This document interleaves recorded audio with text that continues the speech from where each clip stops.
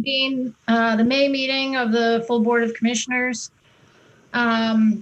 We have a short agenda, but it's definitely still without a depth of content. So curious if there are any additions to the agenda as it stands. Okay, hearing none. I do note that there are some members of the public on. Please let us know if you've had anything that you want to comment on or any questions. You can also, you can raise your hand or comment in the chat box. And John can pull you over for questions if there's anything you want to raise right now.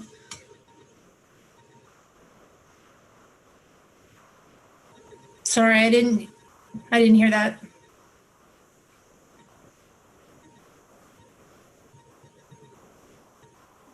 Looks like we don't have any members of the public. I'm just checking the attendance. They haven't arrived yet at any rate. Ah, okay. Thanks, John.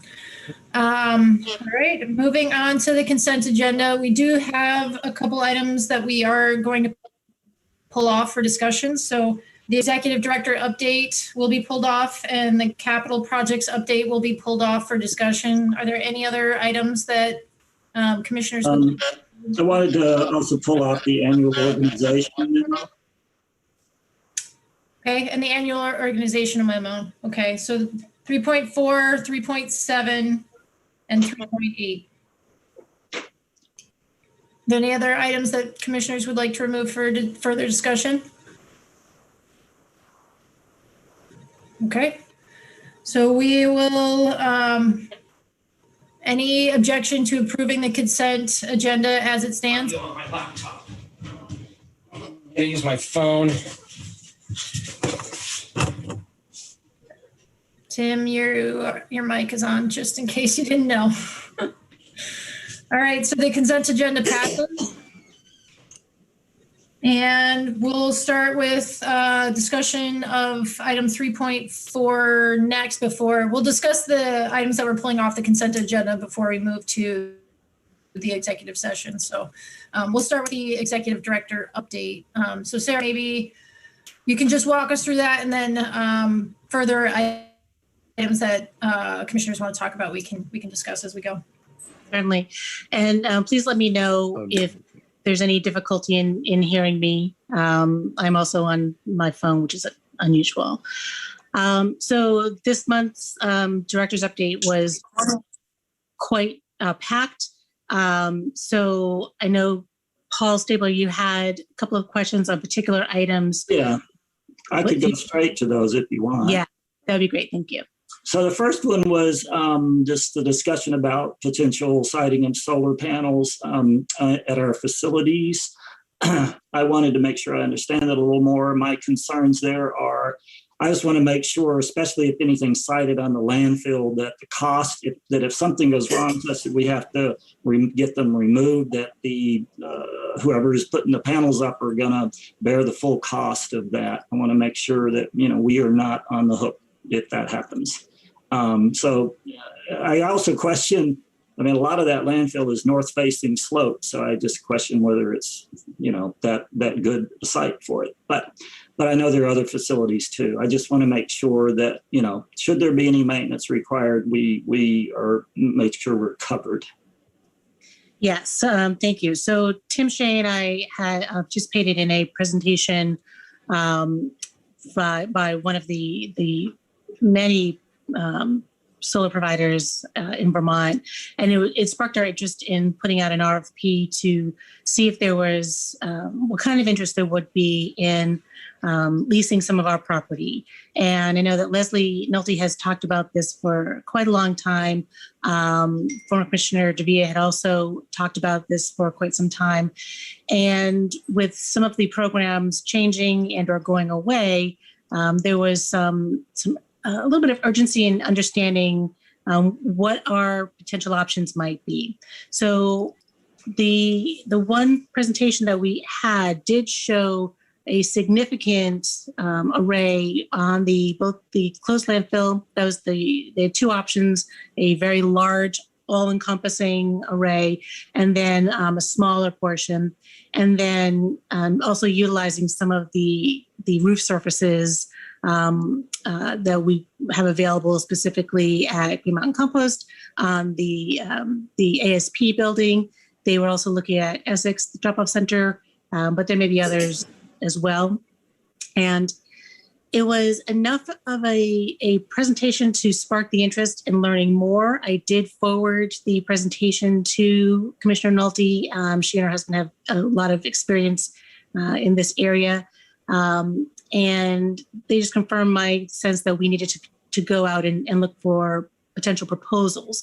So we didn't want to go with the first present the first option to the board for consideration. We want to see what is available is out there and to have those questions asked and answered, specifically about the landfill, and knowing that over time we will have to continue to maintain the closed landfills. If there are any issues, Paul, to your point, we would need to be able to get at those locations and do repair. Any other just general Nice water. So those questions were not addressed in that brief presentation just because it was too short and there was just not enough time to do that. So in order to get more information before we bring something to you, that's where we realized we needed to have a more formal process.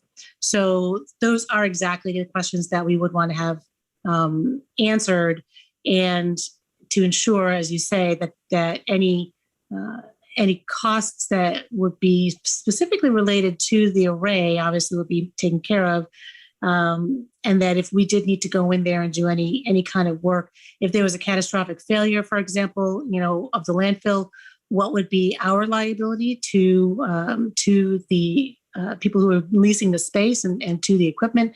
There's a whole host of questions that we would need to discuss.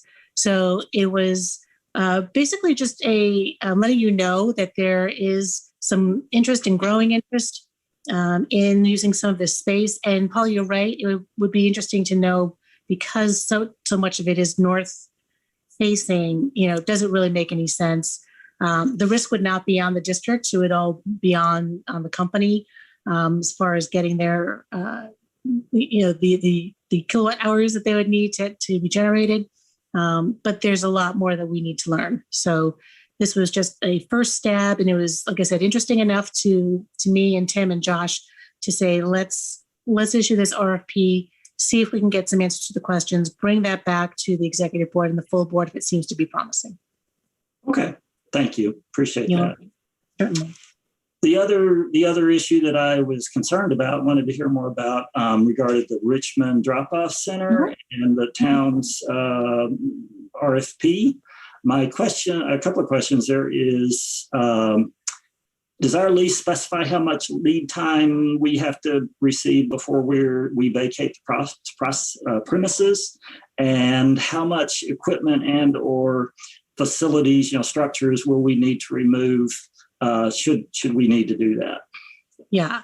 So to back up and give some more context and information for board members who may be new, we generally, for our drop-off centers, for all of them but Williston, we lease the property from the host town for $1 a year. We enter into what will eventually be 20-year agreements in blocks of 5-year lease agreements. So it's a 5-year lease. Then we seek 3 5-year renewals. Generally, those have gone without a hitch. This particular instance in Richmond, the lease expired last December, and the town wanted to take another look at their options. So they requested a 1-year lease instead. So we are currently in a 1-year lease for the property in Richmond, and the town has put out an RFP to haulers who may be interested in operating a transfer station at that location. So they basically model the RFP directly off of our contract, off of our lease, requiring everything that we currently collect to be collected by a potential new vendor and new manager of the site. And they had as an option operating a facility similar to a reuse zone. They did not make that a mandatory component of the RFP. I did question that with the town administrator, so we had some conversations about that. We do intend to bid on the site. We will submit a proposal to the town, and it is due on June 29th. It will be publicly read, so we will know on June 29th how many bidders there are and what the cost proposals are. And as I mentioned to the town administrator, I think, it's great that the town is doing their due diligence, and I think it's a good move. And I thanked him for doing this in May and not in October. And I felt that was beneficial. And as far as how much time we require to vacate, I would have to double check to see if there's a specific time in this lease. Generally, we like 60 days, no less than 60 days. We obviously will know on June 29, June 30, if we will be awarded the next set of next lease, which is, I guess, the same terms that we have. So 5 years with 3 options to renew for 5 years each. At that point, once we know, if we are not being awarded the contract, we will then draft our decommissioning plan.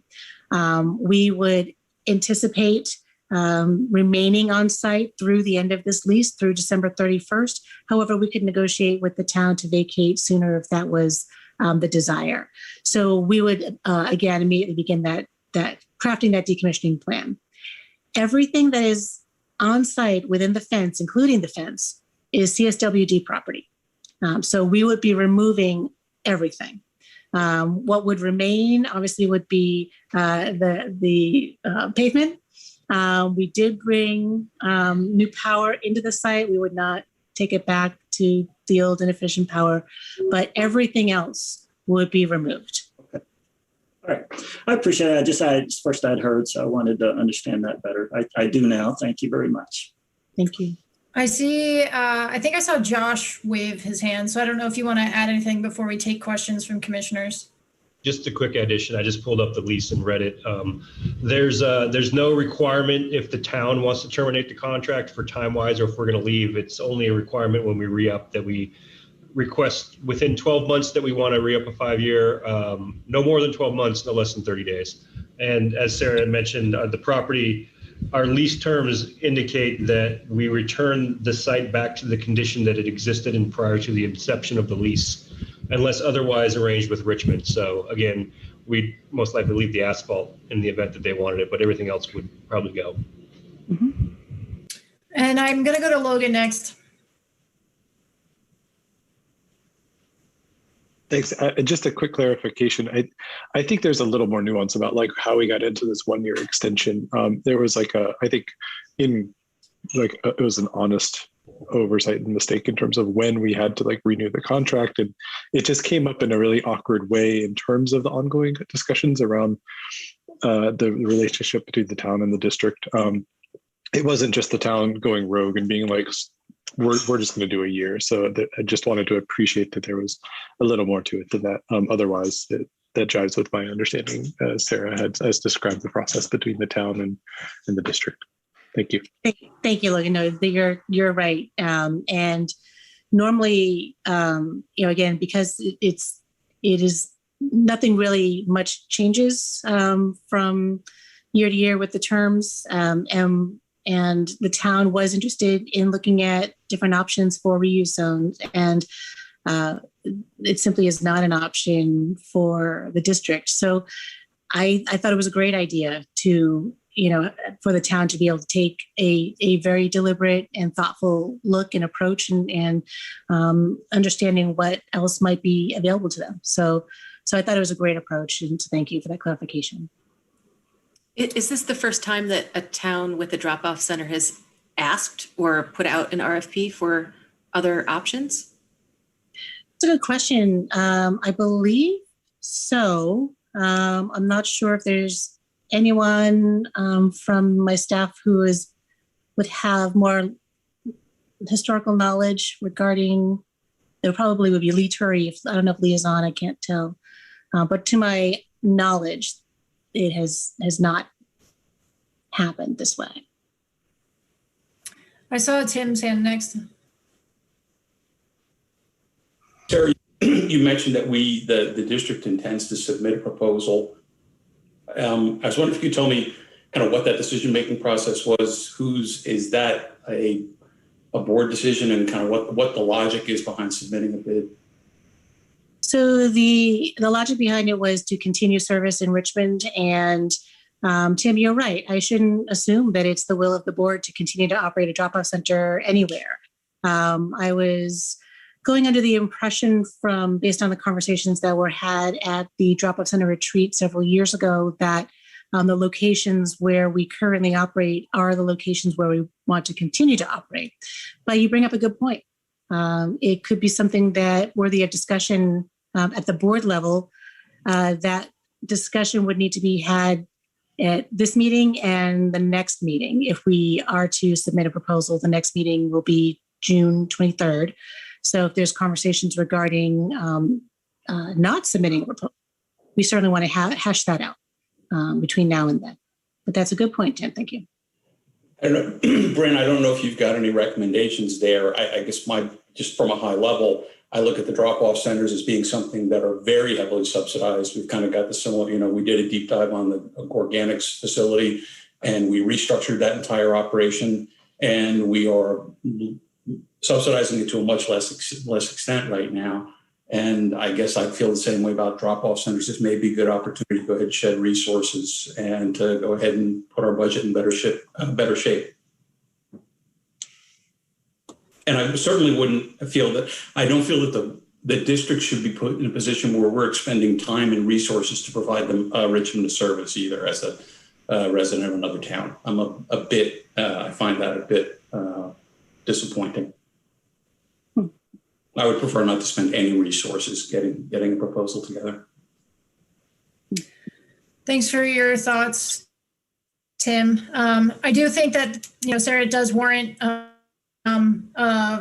bit of a financial review to see what we are, what that would mean to remove the DOC from our series of services.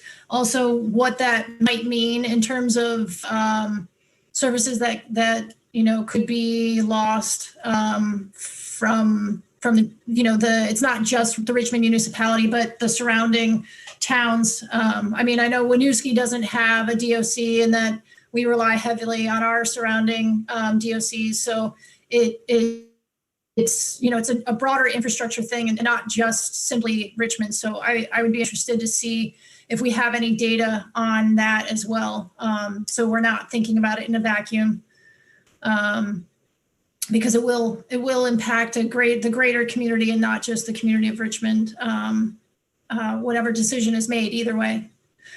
But Tim, you raised good points that we should take a moment and look at the financial implications as well.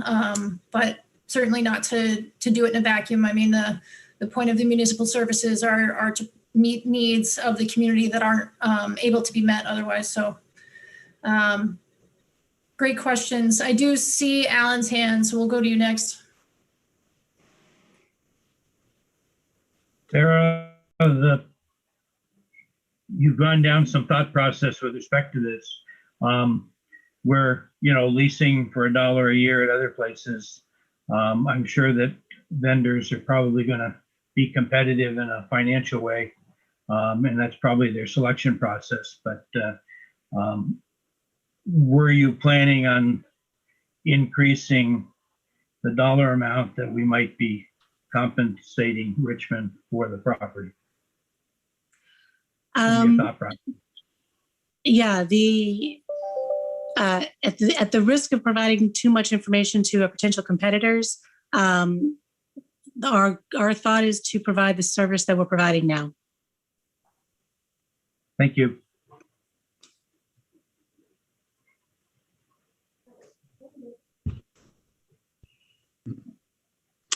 Paul, go ahead. Okay, thanks. I would just point out, I think there's a political ramifications as well. If we were to appear in the public to be withdrawing a service from the district or from the county, at a time very soon when we'll be going back to the voters, asking them to support a lot of expensive infrastructure for the CSWD. I think it's very important that CSWD support the towns and the DOCs as they currently exist. So I would be against any move to pull or withdraw or not bid on a Richmond DOC.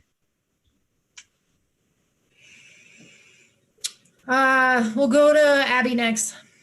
I just want to really agree with that, since I think this whole thing has come about from the loss of the reuse center. And yeah, I really agree a lot with Paul's comment.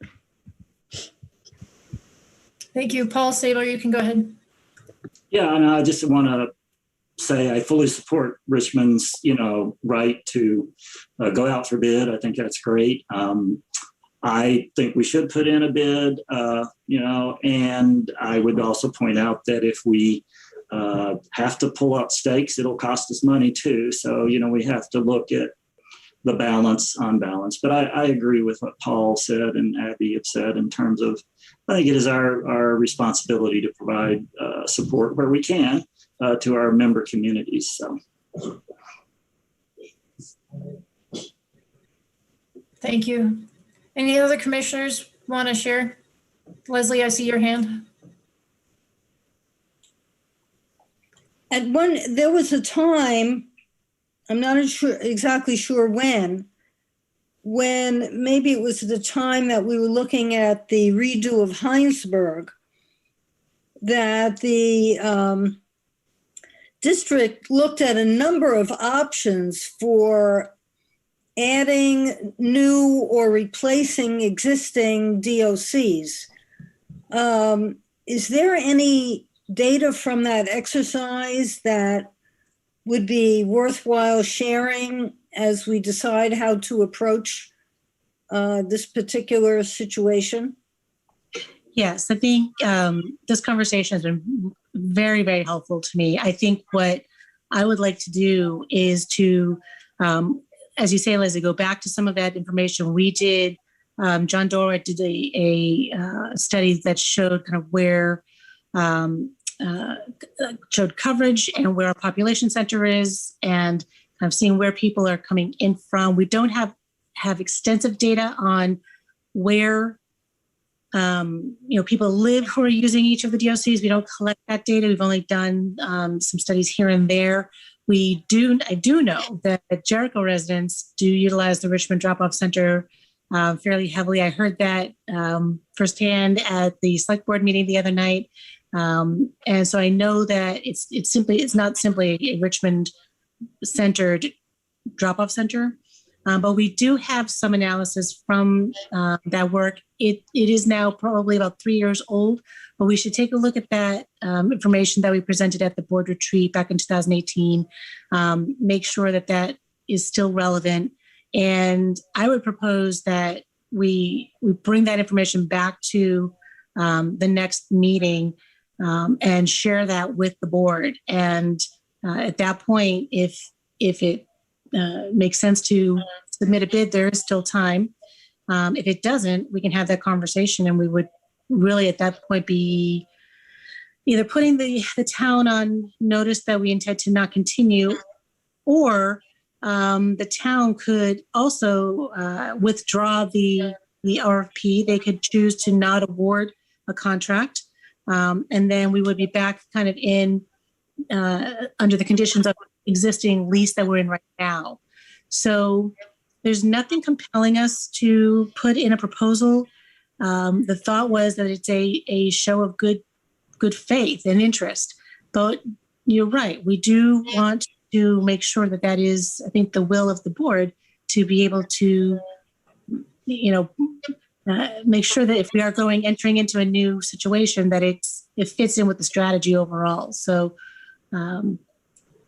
this has been a very helpful conversation for me.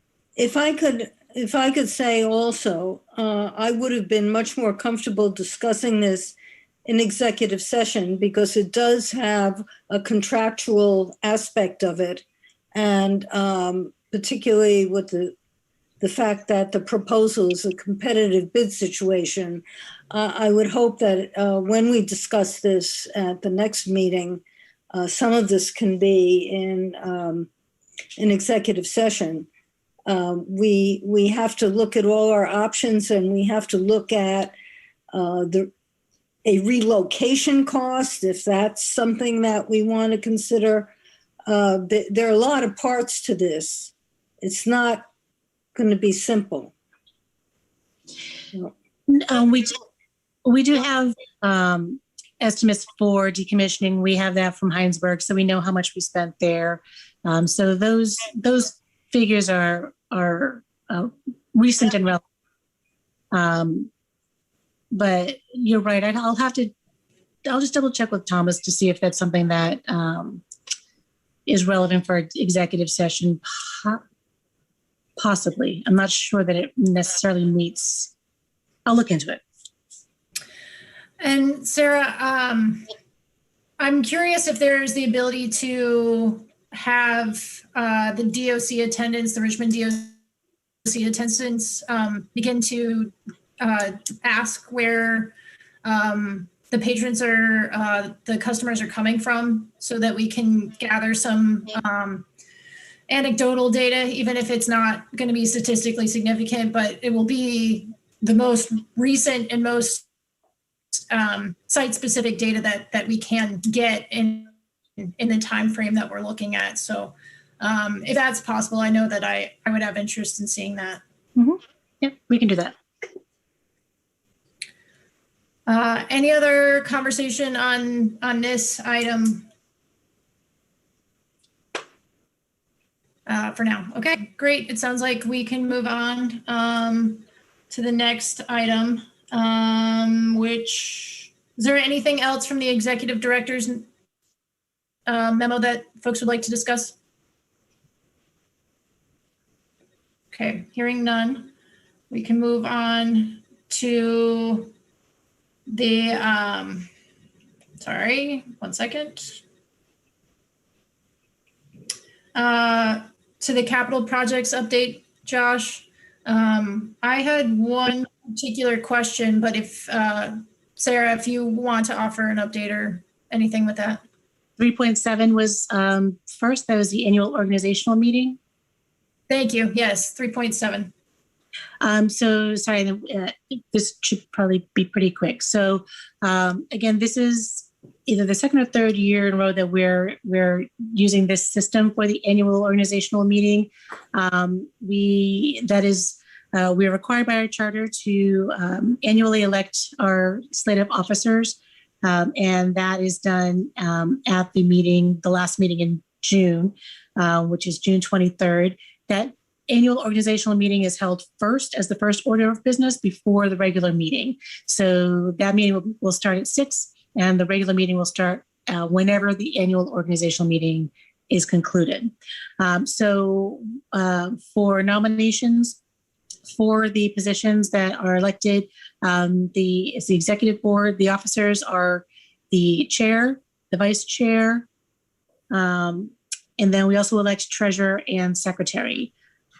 So those you may self-nominate, or if you feel sheepish about self-nominating, someone else may certainly nominate you. If you are interested in nominating someone, please do talk to them first and make sure that they are willing to serve.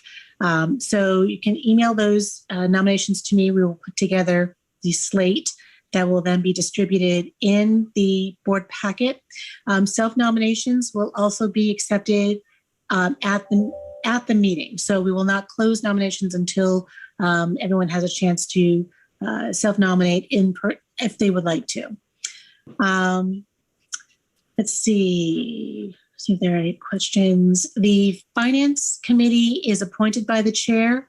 It is helpful. The finance committee doesn't need to be appointed at that meeting. It can be appointed at a subsequent meeting. It normally has been appointed at that meeting. Previously, we used to elect, but it actually is not necessarily an electable committee. It is an appointed committee. So if you are interested in serving on the finance committee, please also let me know that, and then I can let the candidates for chair know who may be interested in serving on the Finance Committee. And then the other committee that we do elect is the Executive Board.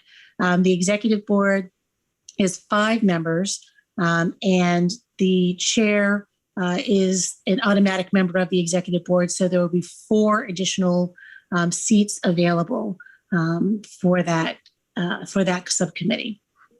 So you can self-nominate for any of the individual officer positions and or for the Executive Board for election. And then you can let me know of your interest in serving on the Finance Committee for appointment.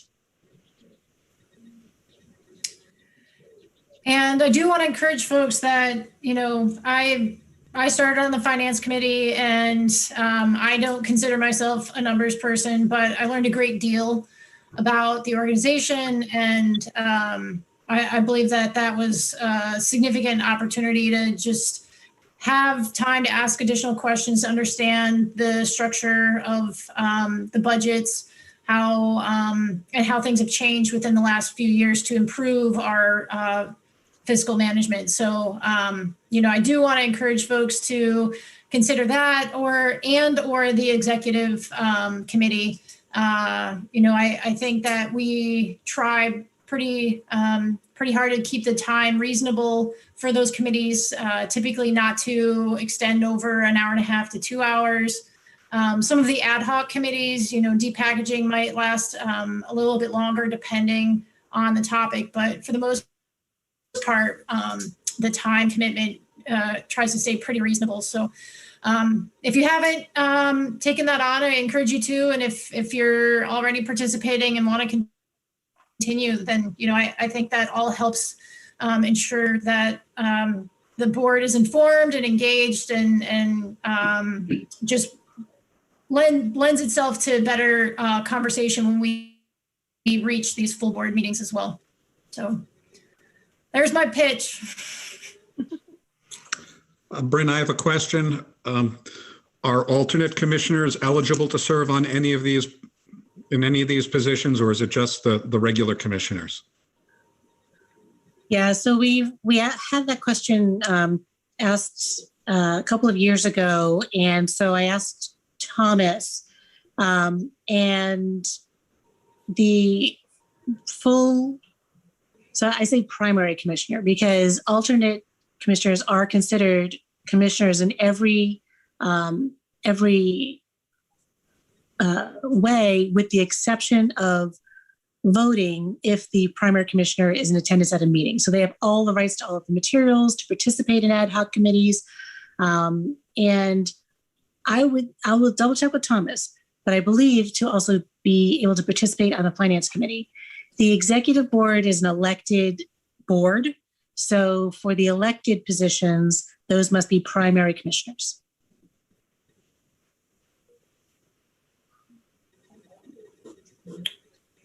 Any other questions? All right. And Sarah, just one last clarification. So outside of expressing interest, there's no other formal documents that need to be submitted to put your hat in the ring, essentially. Correct. Just an email to me. Okay, great. If there's nothing else on that, then we can just move to 3.8, the capital project updates. And Bryn, you said you had a question for Josh? Yeah, I'm going to scroll down to see if I can jump to it.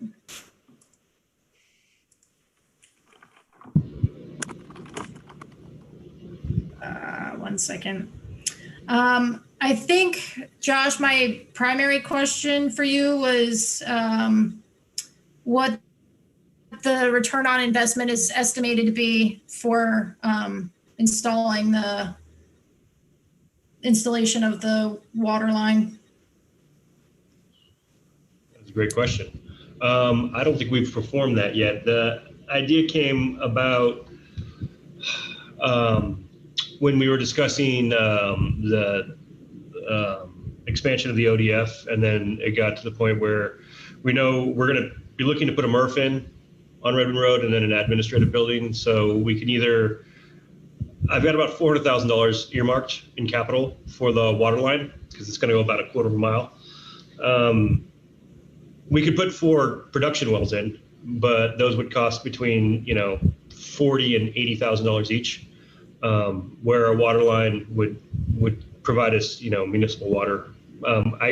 So long-winded answer. I haven't performed that yet on that, and Josh, we can, yeah.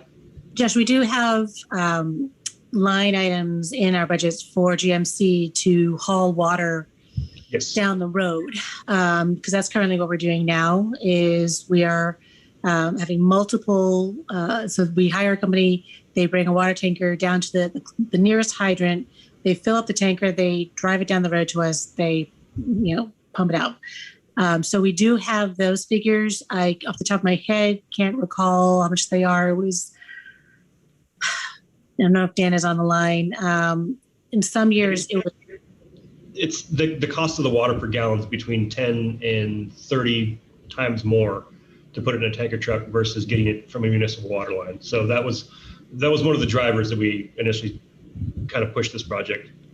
I know that at one point we were talking about it potentially costing certainly over $50,000 a year just to move water less than a quarter of a mile.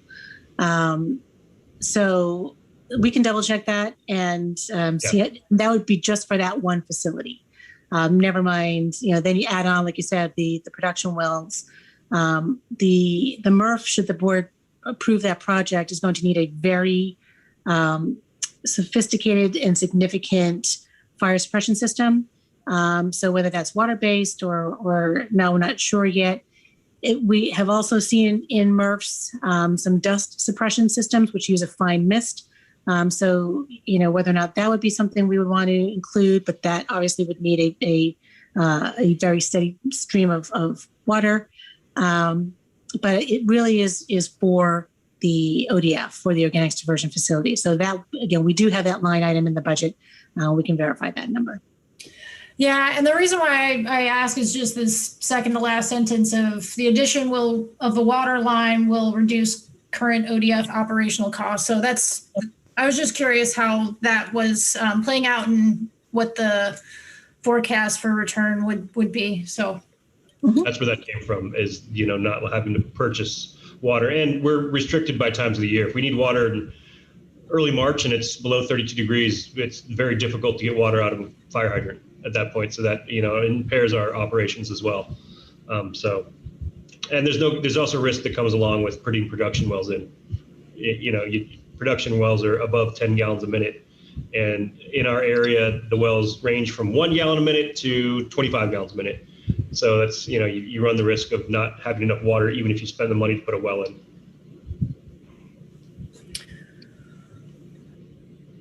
Any other questions from commissioners on capital? What size water line are you anticipating putting in? It's running the main down. It's an 8-inch water line. And it'll come straight onto the facility, and we'll have an outlet for the pumper truck. So it'll just feed directly into that, which also is an operational efficiency, because the way we pull water out now, we have to close the gate. So there's some synergies we're going to see with this thing. Are they exploring different options of installation, whether it's open dig or directional drilling? We're actually going back and forth on that right now. The town of Williston has softly requested directional drilling, anything that goes under the road, but there's no requirement in town ordinances to do that. So we're just kind of investigating what that cost difference is right now. We've got Du Bois and King working on it for us. They've been doing a great job. Thank you. Mm-hmm. So Dan is estimating that $30,000 a year is likely. So that's what we're budgeting, upwards of $30,000 a year for bringing water down the line in a truck. Okay, thank you. Anything else from commissioners? Okay. Sarah or Amy, I believe we can move to executive session if you want to read the language. Sure, I'll read it. Motion that the Board of Commissioners of the Chittenden Solid Waste District go into executive session to discuss contract negotiations with respect to the organics diversion facility and confidential attorney-client communications to provide legal services where premature general public knowledge would clearly place the district, its member municipalities, and other public bodies or persons involved at a substantial disadvantage, and to permit CSWD staff and attorneys to be present for this session. So moved. Jericho. Second, Burlington. All in favor? Aye. Aye. Any opposed? Any abstain? Okay, we'll move to executive session. Thank you.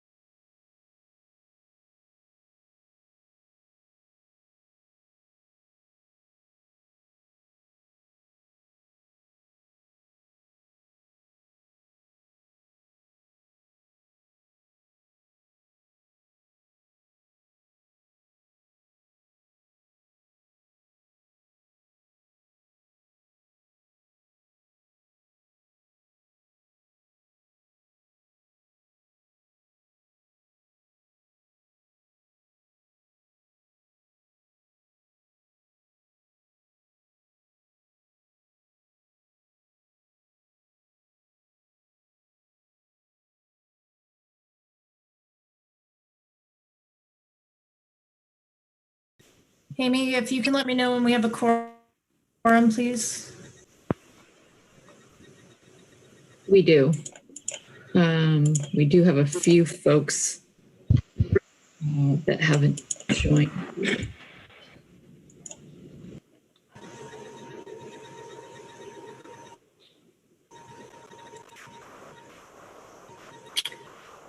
Okay, I think we have everybody back. Great. I'll entertain a motion to leave the executive session. So moved. Milton. Second from Richmond. All those in favor? Aye. Aye. Any opposed? Any abstain? Okay, we are back in the public forum. At this point, I would entertain a motion to read the resolution in the executive packet, ES4. Sarah, I don't, if you wouldn't mind. Certainly. Whereas Chittenden Solid Waste District, CSWD, or the district, is a union municipal district with an operating purpose of providing for the efficient, economical, and environmentally sound management of solid waste generated by its member municipalities and their residents. Whereas the state of Vermont has adopted a universal recycling law, Act 148, that bans the disposal in landfills of food scraps and organic compostable kitchen waste. Whereas, in order to support the district's member municipalities and their residents and businesses, with respect to Act 148, the district has determined that the district's member municipalities and their residents would benefit from an efficient and environmentally sound intermediate facility for organic waste diversion, in addition to the district's Green Mountain compost facilities. Whereas the district entered into discussions with Williston Organics Recovery Facility, LLC, an affiliate of Vanguard Renewables, LLC, the operator, regarding the district's leasing of a parcel of land for the development, construction, and operation of a food depackaging and organic waste recovery facility, the facility, to collect, depackage, and process food waste and other organic materials that could not otherwise be safely and economically diverted for food consumption by humans or agricultural use, including consumption by animals. And whereas the Development Committee of the Board of Commissioners of the district, the board, has worked with the district's management in providing input, guidance, and support for the development, construction, and operation of the proposed facility, and reviewing a ground lease between the district and the operator for the leasing of a portion of the district's property on Redmond Road, the ground lease, and a project development agreement between the district and the operator for the construction and operation of the facility, the project development agreement, forms of which have been submitted to the board. Now, therefore, be it resolved that the terms and conditions of the ground lease and the project development agreement are hereby approved, and it is further resolved that the executive director of the district is hereby authorized and empowered to execute and deliver on behalf of the district, 1, the ground lease and the project development agreement, each between the district and the operator, in the forms which have been submitted to the board, with such insertions and modifications and additions as she determines to be necessary and appropriate, and otherwise to be in the interests of the district. And 2, all other documents and instruments necessary or convenient in connection with the ground lease and the project development agreement, all with such modifications and insertions as the executive director deems necessary and in the district's best interest. And it is further resolved that the executive director of the district is hereby authorized and empowered to further develop the operations plan for the facility and to execute and deliver on behalf of the district such operations plan as the executive director deems in the district's best interests. And it is further resolved that the district is authorized and empowered to apply for and obtain all municipal, state, and federal permits, approvals, and consents necessary in connection with the development, construction, use, occupancy, and operation of the facility, including without limitation, zoning permits, subdivision permits, Act 250 permits, solid waste facility certification, and other environmental permits, building permits, and fire and safety permits. And it is further resolved that the executive director is further authorized and empowered to take or cause to be taken all further actions as the executive director in her discretion may deem necessary or desirable in carrying out the intent and purpose of the foregoing resolutions. So moved, Seth Burlington. Second, Second, Milton. Any discussion? I just want to say, as a member of the committee, I've said it before, but I really feel staff and our council have done a great job addressing all the concerns I had going into this. And so I do feel we are protected from any foreseeable issue that might occur. So kudos to staff and council. Cheers. Tim?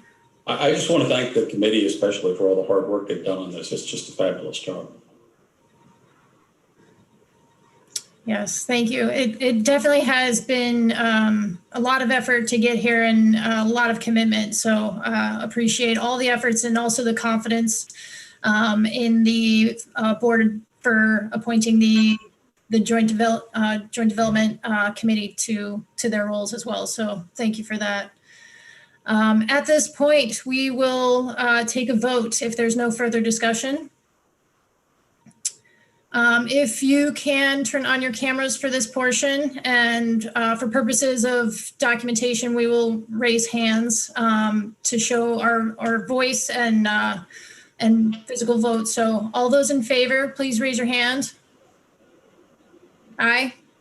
Aye. Aye. Aye. Any opposed? Any abstain? Motion passes. Thank you very much. Thank you very much. I believe we are on to any other order items of business. Paul? I just have one thing. I was very troubled to hear about the leachate spill at Coventry. I think this is a really bad thing.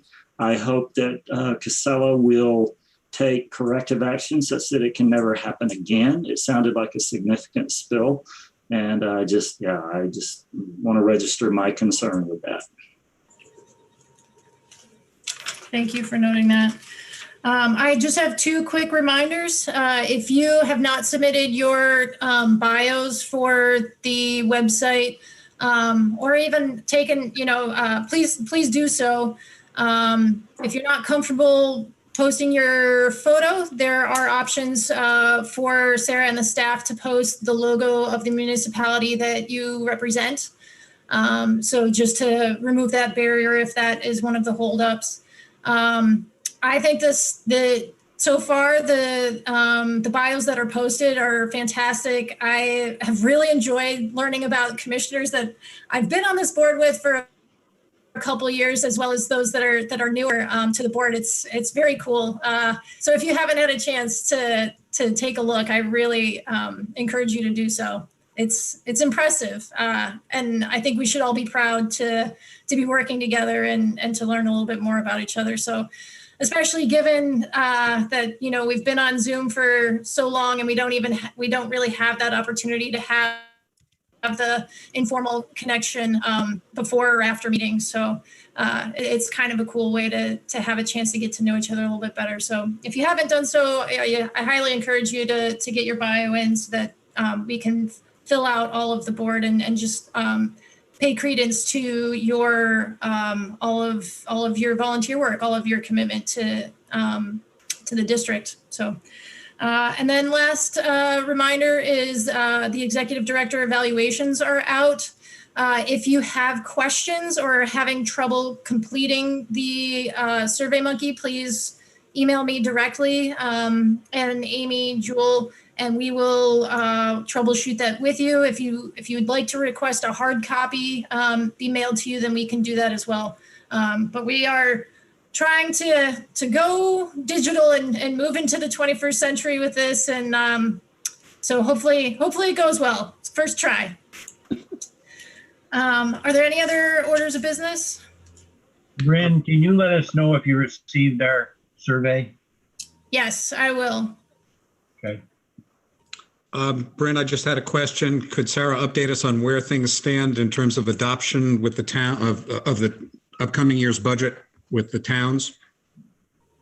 Yes, thank you. The budget is adopted. We have, I have 2 more communities to go see. So that's it, just South Burlington and Burlington. And then otherwise, we are good to go for fiscal 22.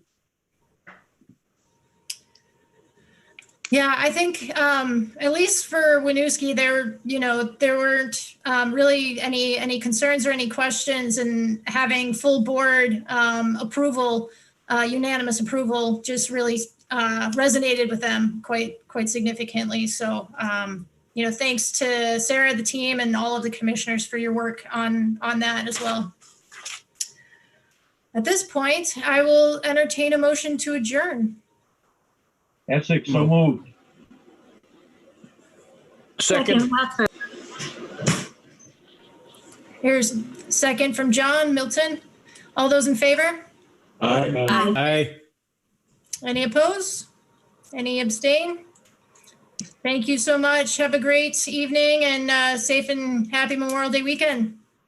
Thank you as well. Thank you. Bye-bye.